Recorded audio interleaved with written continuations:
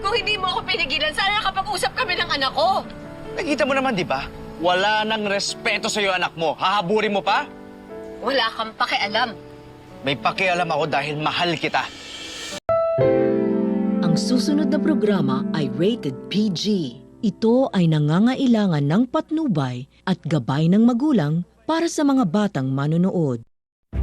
Patindi na po ng patindi ang mga eksena maging ang kaganapan na ating pagkatutukan at ating nga rin namang pagkasubaybayan dito lang sa ating pinagkakatutukan at pinagkakabangan tuwing hapon na Mami Dearest.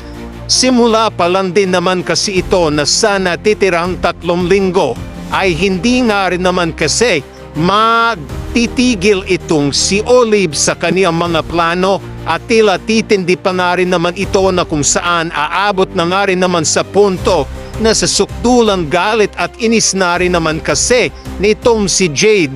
Itong si Olive dito nga rin naman kay Emma ay magpapautos na rin naman ito ng isang tauhan na may gagawin ng hindi maganda dito kay Emma na magiging dahilan na rin naman kung bakit mapapahamak na itong si Emma nang wala sa oras at sa hindi din inaasahan nitong si Danilo na malalaman niya ang totoo mula dito kay Emma kung ano nga rin ba ang tinatago at lihim na sekreto nga nitong si Danilo na hindi nga rin naman sinasabi nitong si Jade sa kanya kung sino ba talaga ito.